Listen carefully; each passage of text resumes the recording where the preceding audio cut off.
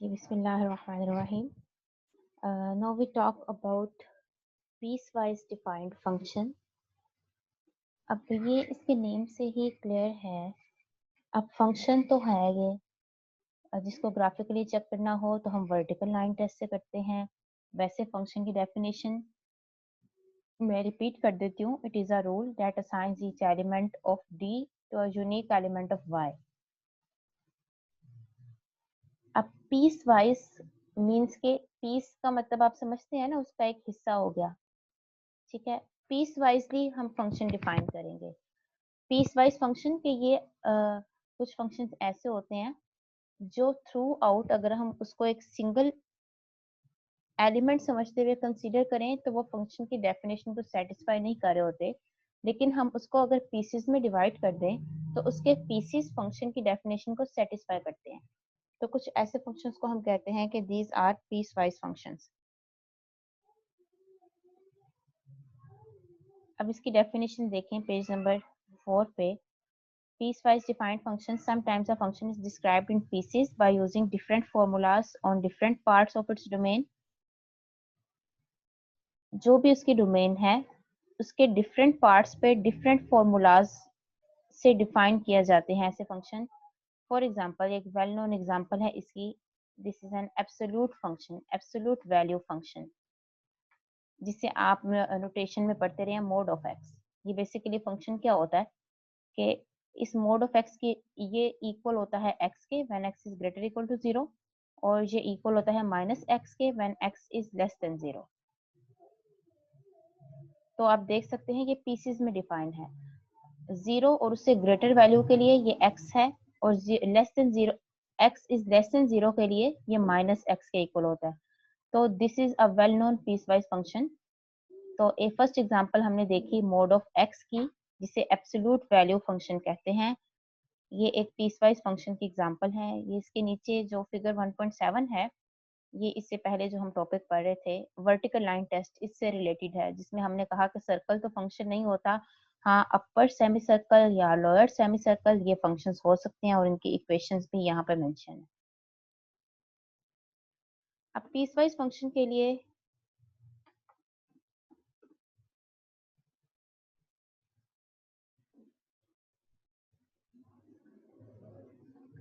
Example 4 पे आए. Example number 4, the function. अब ये 3 पीसेस में डिफाइन है. When x is less than 0 तो ये फंक्शन इक्वल है माइनस एक्स के, और when x is greater equal to 0 less equal to 1. 0 और 1 के दरमियान इंक्लूडिंग 0 एंड 1 ये एक्स स्क्वायर के इक्वल है, और 1 से ग्रेटर वैल्यूज के लिए ये 1 के इक्वल है. अगर आप इसके ग्राफ की बात करें, चलिए ग्राफ्स की बात हम इकट्ठी करते हैं. इसके नीचे एक्सप्लेनेशन देखते हैं इस पीसवाइज फंक्शन की.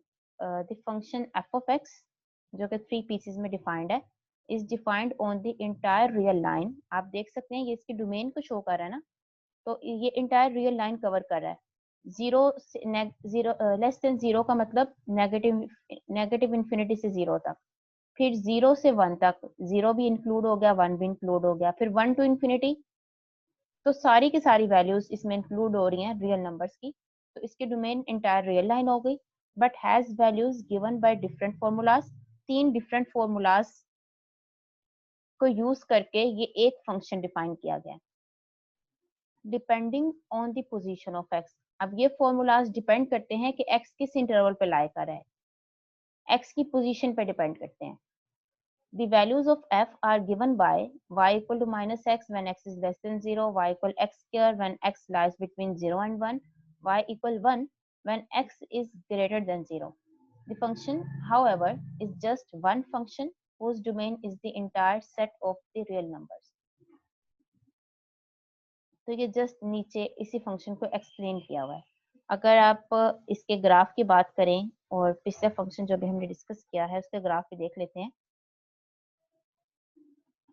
फर्स्ट फंक्शन हमने बात की एब्सोल्यूट वैल्यूड फंक्शन की. Absolute valued function when x is greater equal to 0 तो इक्वल टू x होता है, when x is less than 0 तो इक्वल टू माइनस x होता है. इसके ग्राफ की बात करते हैं. अब when x is greater equal to 0 तो y इक्वल x, इसका ग्राफ ये होता है y इक्वल एक्स। अब कुछ वेल नोन ग्राफ्स हैं जो आपको जुबानी पता होनी चाहिए। अब for example y equal x का ग्राफ कैसे प्लॉट करते हैं, फौरन आपके माइंड में आना चाहिए। y इक्वल एक्स वो कौन सी जगह होती है जहां पर एक्स वाई सारे पेयर्स की first to second quadrant equal होता है, वो यही होती है ना, ये वाली लाइन 45 डिग्री के एंगल से जो ओरिजिन से पास करती है, y इक्वल एक्स इसे ही कहते हैं। और y इक्वल माइनस एक्स, अब देखें y इक्वल माइनस एक्स, तो इसका मतलब ये नेगेटिव एक्स एक्सिस की तरफ से ली जाएगी लाइन। ठीक, तो when x is greater equal to 0 तो y equal x, when x is less than 0 तो ग्राफ क्या होगा, y equal to minus x. तो आपने देखा ये ग्राफ ऐसे स्ट्रेट लाइन एंड तक नहीं गया, बल्कि इस वाले इंटरवल के लिए नेगेटिव वैल्यूज के लिए ग्राफ की इस तरह से बना, y equal minus x graph था। ठीक है, तो ये पीसीज में डिफाइंड है, ये फंक्शन पीसीज में डिफाइंड है। इसी तरह आप इसके यहाँ पर इसके नीचे कैप्शन में इसकी डोमेन और रेंज भी मेंशन है, वो भी आप देख सकते हैं। अब ये जो एग्जांपल 4 के फंक्शन की बात की है, इसको भी एक नजर देखिए कि when x is less than 0 तो ये बेसिकली f ऑफ x क्या होता है, ये y होता है ना, तो y equal to minus x. When x is less than 0 तो y equal to minus x, ये ग्राफ बन गया। और 0 और 1 के दरमियान x स्क्वायर का ग्राफ बनेगा, y equal to x square. तो आपको आइडिया हो गया होगा कि ये पैराबोला की शेप बनेगी। तो 0 से लेके 1 के दरमियान पैराबोला का ग्राफ इतना सा ऐसे ही प्लॉट करेंगे। और फिर greater than 1, x is greater than 1 के लिए y equal to 1, y equal to 1 parallel to x axis line होगी। ठीक है, ये आगे चलता जाएगा। चूंकि आप देखें x एक्सिस की इक्वेशन क्या होती है, y इक्वल 0, तो y equal 1 parallel to x axis होगी जो कि y की 1 वैल्यू से पास करती होगी। ठीक,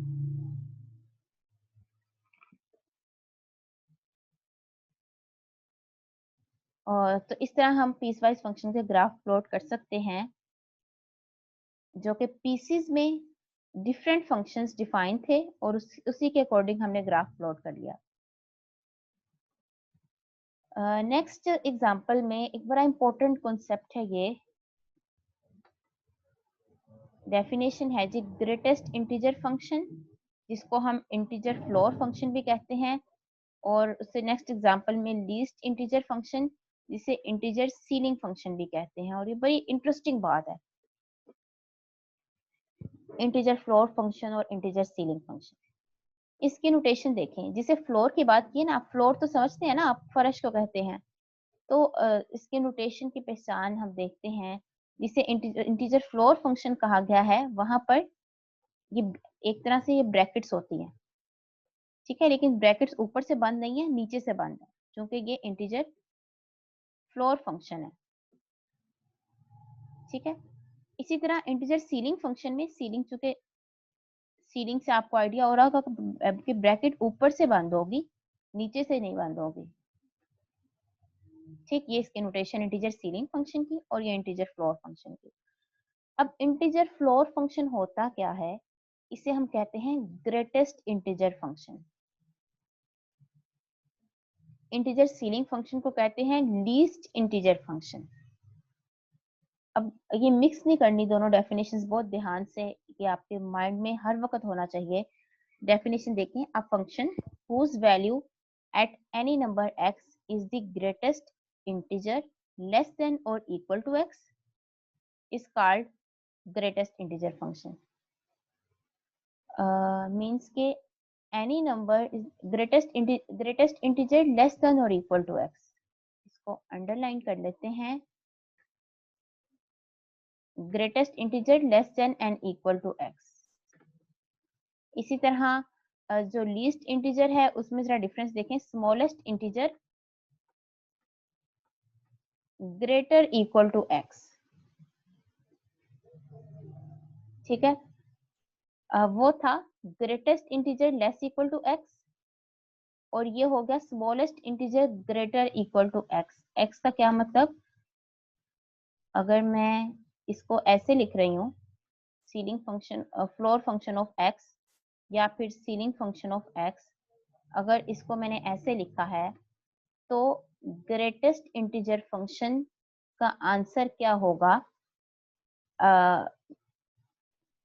फ्लोर फंक्शन ऑफ एक्स का आंसर क्या होगा, या greatest integer function of x का आंसर क्या होगा? ग्रेटेस्ट इंटीजर लेस देन और इक्वल टू एक्स। एक्स से छोटे जितने भी इंटीजर्स हैं उनमें सबसे ग्रेटेस्ट। ठीक है, फिर देख लें फ्लोर फंक्शन के केस में हम क्या कहते हैं, जिसका ऑल्टरनेट नेम होता है ग्रेटेस्ट इंटीजर फंक्शन। हम कहते हैं कि एक्स से छोटे जितने भी फंक्शंस हैं उनमें ग्रेटेस्ट जितने भी इंटीजर्स हैं उनमें ग्रेटेस्ट इंटीजर इसका आंसर होगा। इसी तरह सीलिंग फंक्शन जिसे लीस्ट इंटीजर फंक्शन कहते हैं, वो क्या होता? स्मॉलेस्ट इंटीजर ग्रेटर देन और इक्वल टू एक्स, मीन्स के एक्स से ग्रेटर जितने भी इंटीजर्स हैं उसमें सबसे स्मॉलेस्ट इंटीजर इसका आंसर होगा। अब फॉर एग्जांपल मैं आपको बताती हूँ, let me share white board.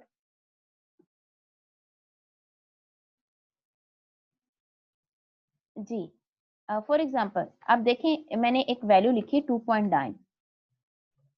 आप मुझे इसका सीलिंग फंक्शन भी बता दें और इसका फ्लोर फंक्शन भी बता दें। फ्लोर फंक्शन में इसका आंसर क्या बनता है और सीलिंग फंक्शन में इसका आंसर क्या बनता है? ये फर्स्ट वाला तो फ्लोर फंक्शन है ना, जिसे हम ग्रेटेस्ट इंटीजर फंक्शन भी कहते हैं। तो ग्रेटेस्ट इंटीजर फंक्शन क्या था, इसका आंसर हमने अभी सोचना है कि टू, यहाँ पे मैंने पहले x लिखा था, अब 2.9 लिख दिया है। वहां मैंने बोला था कि x से छोटे जितने भी इंटीजर्स हैं उनमें सबसे ग्रेटेस्ट। अब मैं कह रही हूँ कि 2.9 से छोटे जितने भी इंटीजर्स हैं, 2.9 से लेस जितने भी इंटीजर्स हैं उस सब में ग्रेटेस्ट। तो मेरा ख्याल है आप अपनी आसानी के लिए रियल लाइन प्लॉट कर लें। ये है जी 2.9।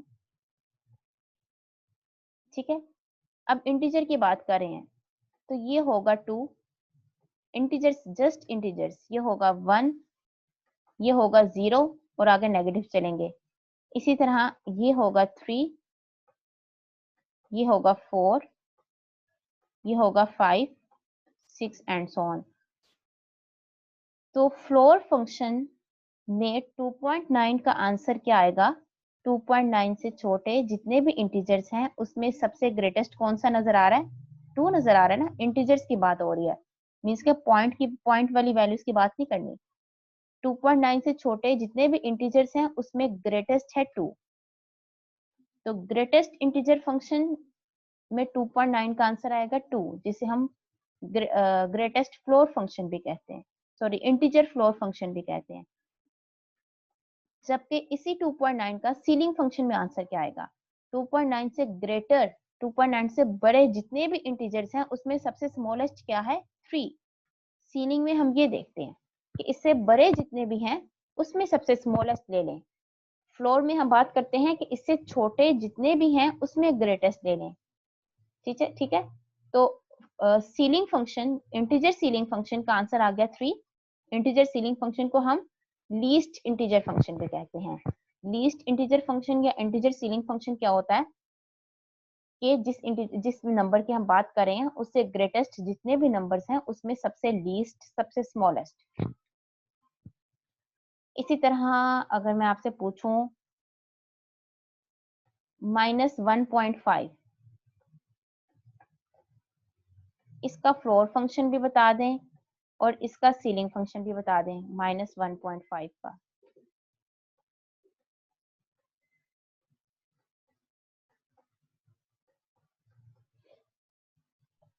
तो इजी वे यही है कि आप सबसे पहले इसको नंबर लाइन पे प्लॉट कर लें। लेट्स से कि ये है जी -1.5। तो अगर मैं इसकी इस साइड पे जाऊं तो ये हो जाएगा -1। इस साइड पे जाएंगे, इंटीजर्स अगर मैं सिर्फ प्लॉट करूं तो 0। इधर अगर मैं प्लॉट करूं तो दैट विल बी -2। फर्दर आगे जाएं तो -3, ऐसे ही होगा। तो अब मुझे बताइए ये फ्लोर फंक्शन की अगर बात करें, इंटीजर फ्लोर फंक्शन जिसको हम ग्रेटेस्ट इंटीजर फंक्शन भी कहते हैं, वो होता है -1.5 से स्मॉलेस्ट जितने भी इंटीजर्स हैं उसमें ग्रेटेस्ट, वो है जी -2। तो ये इसके फ्लोर फंक्शन का आंसर हुआ। सीलिंग फंक्शन की बात करते हैं। -1.5 से ग्रेटर जितने भी इंटीजर्स हैं उसमें स्मॉलेस्ट मीन्स के -1। ठीक है, होपफुली ये अब आप लोग इसको अच्छी तरह से समझ गए होंगे कि किस तरह हम इंटीजर फ्लोर फंक्शन और ग्रेटेस्ट इंटीजर फंक्शन को डील करते हैं।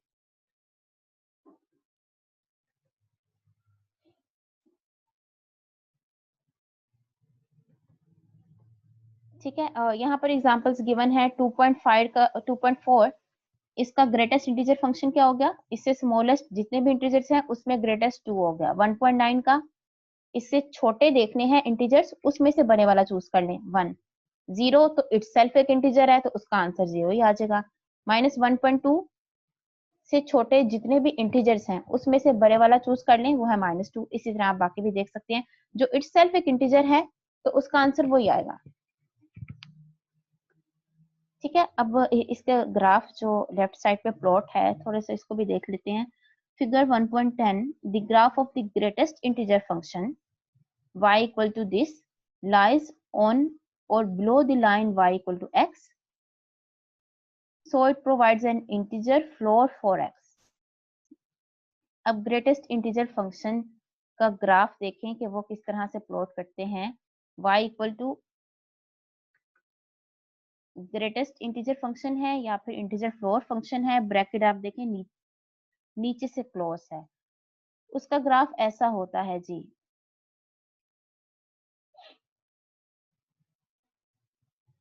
आप देख सकते हैं कि जो ग्रेटेस्ट इंटीजर क्या होता है कि उससे छोटे जितने भी इंटीजर्स हैं उसमें ग्रेटेस्ट। तो एक साइड पे डॉट्स फिल हैं और इस साइड पे डॉट्स फिल नहीं है। और ये बेसिकली ये जो लाइन है डॉटेड लाइन रेड कलर में प्लॉट है, y इक्वल टू x का ग्राफ है, स्ट्रेट लाइन। इस पर जो सर्कल्स आ रहे हैं, जो डॉट्स आ रहे हैं, ये फील्ड है, जबकि उसके उससे एक स्टेप आगे जो सर्कल्स हैं वो एम्प्टी हैं, वो हॉलो हैं। तो ये जस्ट अपने माइंड में एक स्केच रखें कि ग्रेटेस्ट इंटीजर फंक्शन का ग्राफ इस टाइप का होता है। इसी तरह अगर हम ग्राफ की बात करें फ्लोर फंक्शन की या लीस्ट इंटीजर फंक्शन की, तो उसके ग्राफ में क्या डिफरेंस होगा। अब फील्ड तो y इक्वल टू x के ग्राफ पे जो सर्कल्स आएंगे वो फील्ड रहेंगे, लेकिन अब आप देख सकते हैं जो हॉलो सर्कल्स हैं जो एक स्टेप लेफ्ट साइड पे जा रहे हैं, वहां पर हॉलो सर्कल्स जो थे वो एक स्टेप राइट साइड पे थे, यहाँ पर हॉलो सर्कल्स एक स्टेप लेफ्ट साइड पे हैं। तो ये बेसिकली ग्राफ है इंटीजर सीलिंग फंक्शन का या फिर लीस्ट इंटीजर फंक्शन इसे हम बोलते हैं।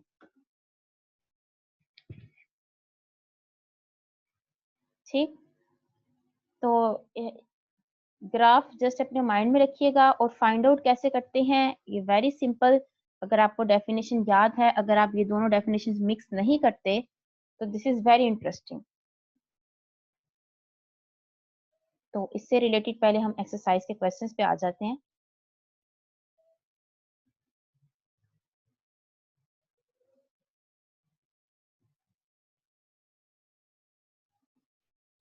पीस वाइज डिफाइंड फंक्शंस और greatest and least integer functions means के यहाँ तक अब हमने देखना है।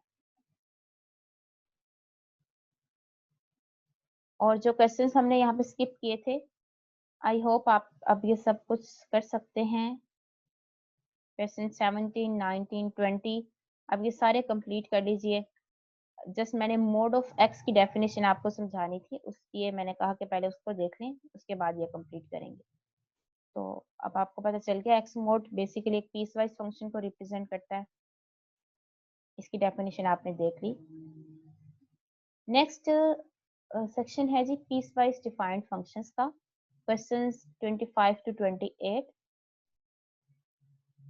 आपने जस्ट इनके ग्राफ प्लॉट करने हैं। 0 से लेके 1 पे आपने y इक्वल x का ग्राफ प्लॉट करना है, 1 से 2 पे y इक्वल 2 माइनस x का ग्राफ प्लॉट करना है। इंशाल्लाह एक पूरे लेक्चर में मैं आपको जस्ट ग्राफ प्लॉटिंग से रिलेटेड बातें बताऊंगी। इसी तरह आप क्वेश्चन नंबर 27 देखें, x लेस इक्वल टू 1 के लिए 4 माइनस एक्स स्क्वायर, ये जस्ट वही ग्राफ्स हैं जिनकी थोड़ी थोड़ी शिफ्टिंग हो रही है। अब होपफुली शायद उसे नेक्स्ट आर्टिकल में आ जाए, तो तब आपको ये प्लॉट करना आ जाएगा। अगर आपको y equal to x square plot करना आता है तो इसमें कोई टर्म ऐड हो या सब्ट्रैक्ट हो, वो जस्ट उसी ग्राफ को थोड़ा सा शिफ्ट करता है, ऊपर नीचे दाएं या बाएं थोड़ा सा शिफ्ट कर देता है ग्राफ को जब कोई फैक्टर ऐड या सब्ट्रैक्ट होता है। इसी तरह अगर कोई फैक्टर मल्टीप्लाई होता है तो वो उसकी स्केलिंग करता है। तो इंशाल्लाह ये चीजें हम डिस्कस करेंगे, ये आपका बाकायदा एक टॉपिक है आपके कोर्स आउटलाइन में। तो ये पीस वाइज फंक्शंस के ग्राफ आपने प्लॉट करने हैं, ये नेक्स्ट लेक्चर में ये मजीद अच्छी तरह से आप सीख लेंगे ग्राफ प्लॉटिंग। नेक्स्ट देखें, find a formula for each function graph this. अब आपने ग्राफ प्लॉट है, इसका फॉर्मूलाज बताने हैं। क्वेश्चन नंबर 29 का पार्ट नंबर है, इसको अगर हम की बुक से भी चेक करें,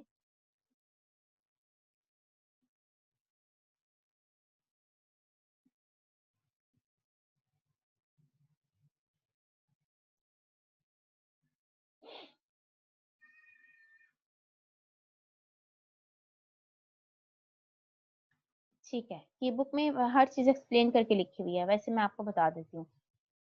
अब देखें, ये जिस तरह से ग्राफ प्लॉट्स हैं ये आपको नजर आ रहे हैं, ये पीस वाइज फंक्शंस को रिप्रेजेंट करते होंगे। 0 से लेके 1 तक ग्राफ की इक्वेशन चेंज होगी, 1 से 2 तक ग्राफ की इक्वेशन चेंज होगी। 0 से लेके 1 तक तो वेरी क्लियर है कि y इक्वल टू एक्स का ग्राफ है। 1 से लेके 2 तक भी graph y equal to minus x का है। अगर इस रुख हो जाए तो ये माइनस एक्स का ग्राफ होता है, लेकिन थोड़ी सी इसकी स्केलिंग हुई हुई है, इसमें फैक्टर 2 सब्ट्रैक्ट हुआ है। तो ये इंशाल्लाह, ये जो मैंने ऊपर वाले ग्राफ की बात की कि नेक्स्ट लेक्चर में ग्राफ प्लॉटिंग, उसकी स्केलिंग, उसकी शिफ्टिंग की बात करेंगे, तो वही काम यहाँ पर है। इसके अलावा इनमें से इन्हीं में से कुछ पार्ट्स में आपको स्लोप से चेक करना पड़ेगा। आप इसकी स्लोप फाइंड आउट करेंगे। स्लोप का फॉर्मूला आपको पता है, स्लोप क्या होती है जी? अगर दो पॉइंट्स आप देख रहे हैं, जिस तरह यहाँ पे दो दो पॉइंट्स गिवन है, तो आप इसकी स्लोप फाइंड आउट करें और फिर स्ट्रेट लाइन की इक्वेशन निकाल लें। ये काम आप करते रहे हैं कि एफएससी में। स्लोप का फॉर्मूला क्या होता है? y2 minus y1 over x2 minus x1।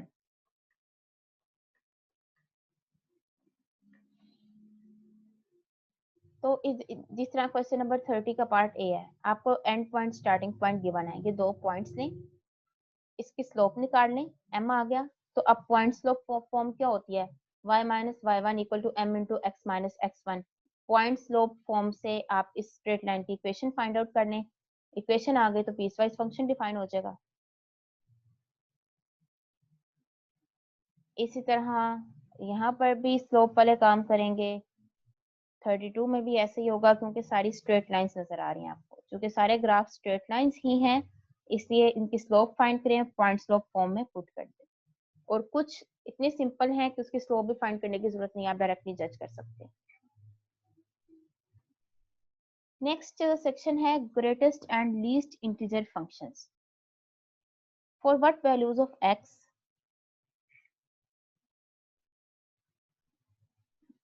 X का ग्रेटेस्ट इंटीजर फंक्शन 0 होगा। x की किन वैल्यूज के लिए 0 होगा? x की किन वैल्यूज के लिए इसका सीलिंग फंक्शन 0 होगा? तो ये भी बहुत सिंपल सी बात है। अगर आप इसी को रियल लाइन पे प्लॉट करें,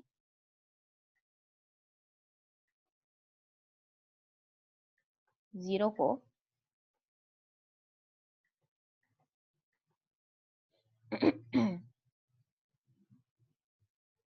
ग्रेटेस्ट इंटीजर फंक्शन 0 कब होगा?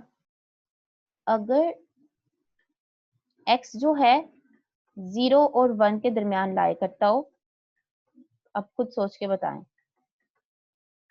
अगर x आपका 0 और 1 के दरमियान में लाई करता है, ना 0 है ना 1 है, जस्ट इन बिटवीन 0 एंड 1 है x, तो उसका ग्रेटेस्ट इंटीजर फंक्शन या फिर इंटीजर फ्लोर फंक्शन 0 आ जाएगा।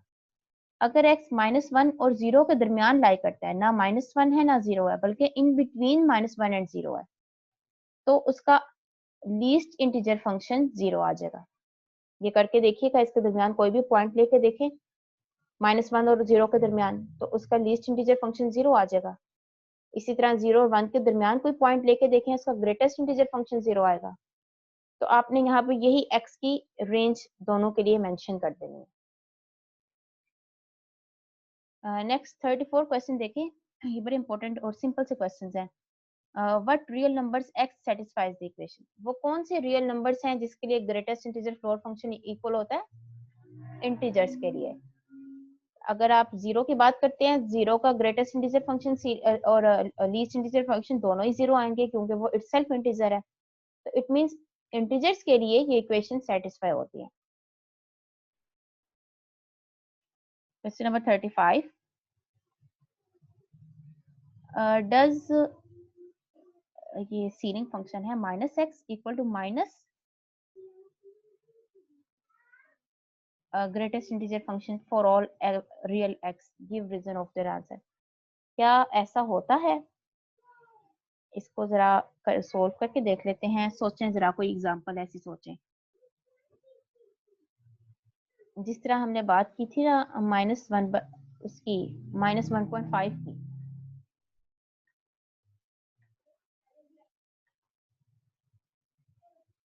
हमने इसकी बात की थी, इसका सीलिंग फंक्शन क्या आया था?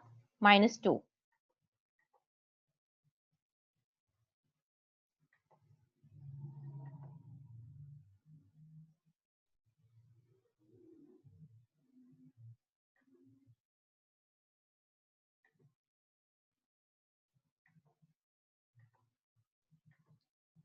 और इसका सीलिंग फंक्शन आया था -1। ये तो फ्लोर फंक्शन था, ये सीलिंग फंक्शन था। मींस के लीस्ट इंटीजर फंक्शन ऑफ -1/5 है -1। अब वो जिस क्वेश्चन की हम बात कर रहे हैं उसको देख लेते हैं। उसमें हमें क्या कहा गया है कि आप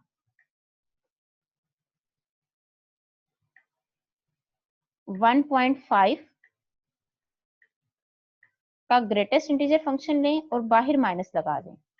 तो अब बताएं 1.5 का ग्रेटेस्ट इंटीजर फंक्शन क्या होता है? 1.5 का ग्रेटेस्ट इंटीजर फंक्शन मींस के इससे छोटे जितने भी हैं उसमें से ग्रेटेस्ट वो तो होता है -2 और एक ये वाला माइनस, तो माइनस इंटू -2 क्या आंसर आ गया? +2। तो क्या ये दोनों इक्वल हैं? एक तरफ से आंसर आया -1, एक तरफ से आंसर आया +2, ये तो दोनों इक्वल नहीं है। तो यही पूछा था कि does ceiling function of -x equal to minus floor function of x। लेकिन हमें एक ऐसी एग्जांपल मिल गई जो कि इसको सेटिस्फाई नहीं करती। इस तरह के एग्जांपल को हम बोलते हैं काउंटर एग्जांपल। तो हमें बेसिकली इसकी एक काउंटर एग्जांपल मिल गई, तो इट मींस ऐसा नहीं होता, दिस इज रॉन्ग।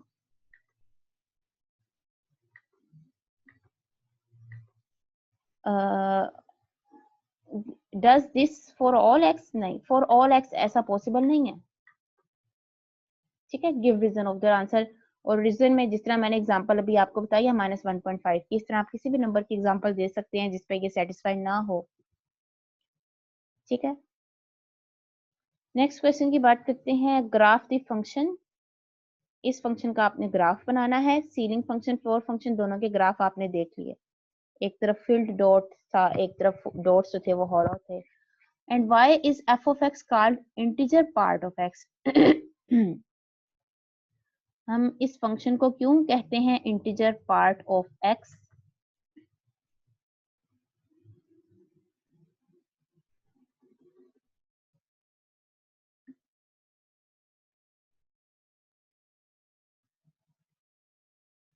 जी, हम इस फंक्शन को इंटीजर पार्ट ऑफ x क्यों कहते हैं?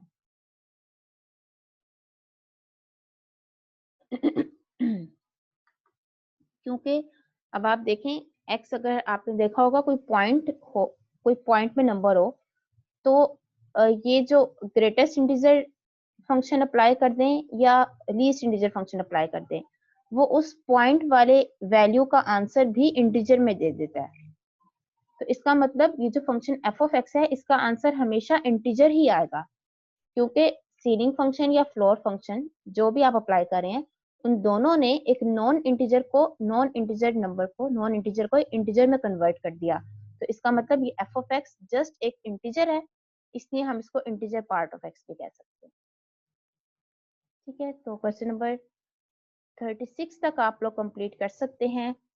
अब ये आपकी स्पीड पे डिपेंड करता है। मेरी स्पीड अब बहुत तेज होगी क्योंकि कुछ वजूहात की बिना पर मैं आपके लेक्चर्स डेली बेसिस पे नहीं ले सकी, लेकिन अब इंशाल्लाह कोर्स तो हमने कवर करना है, तो आप लोगों को जरा जोर लगाना पड़ेगा। तो लेक्चर्स हम डबल लेक्चर्स डेली, बल्कि डेली डबल लेक्चर्स ही लेंगे। आई होप आप लोग साथ साथ ये काम करेंगे, वरना फिर पीछे रह गए तो ये काम मुश्किल लगेगा। मुश्किल है तो नहीं, लेकिन ये जो कैलकुलस का कोर्स है, ये मैं आपको बता दूं कि ये आपको चीजें ग्राफिकली देखने में हेल्प करता है, और आपकी जितनी ग्रिप होगी किसी चीज को ग्राफिकली हैंडल करने में, आपके मैथमेटिक्स के कॉन्सेप्ट्स उतने ही स्ट्रोंग होंगे। आगे नेक्स्ट लेवल्स पे बीएस के बाद या आपके कॉम्प्रिहेंसिव होते हैं 7-8 सेमेस्टर में, कॉम्प्रिहेंसिव एग्जाम में एमसीक्यूज टाइप पेपर होता है, या आप कहीं भी एंट्री टेस्ट दें, पीपीएससी के एंट्री टेस्ट दें, जॉब के लिए इंटरव्यूज एंट्री टेस्ट दें, एमफिल पीएचडी के दें, हर जगह एमसी मोस्टली आजकल तो एमसीक्यूज पे सब कुछ जा रहा है। तो उसमें सारे जो कॉन्सेप्ट्स होते हैं, सारे कॉन्सेप्ट्स होते हैं, मींस के इतनी बेसिक सा क्वेश्चन सॉल्व करने का नहीं कहा गया होता है एमसीक्यूज में, वो आपका कॉन्सेप्ट जज करते हैं। और उस ज्यादातर वो बच्चे फिर जल्दी और टाइमली कंप्लीट कर देते हैं पेपर को, जो हर चीज को ग्राफिकली सीखते हो, ग्राफिकली देखते हो, तो वो शॉर्ट टाइम में एमसीक्यूज भी सोल्व कर लेते हैं, उनके कॉन्सेप्ट भी बेटर होते हैं और वो इजीली पास आउट हो जाते हैं। तो इसलिए अपने ये सब कुछ आप कैलकुलस को, और बल्कि लीनियर अलजेब्रा भी बहुत अहम कोर्स है, दोनों कोर्सेज को ही बड़े इंटरेस्ट से पढ़ें। इंशाल्लाह इन दोनों पे आपकी ग्रिप होगी तो आप लोग देखेंगे नेक्स्ट सेमेस्टर में ये सारी बातें कितनी यूज होती हैं। चलिए नेक्स्ट लेक्चर में हम इंशाल्लाह कंटिन्यू करेंगे।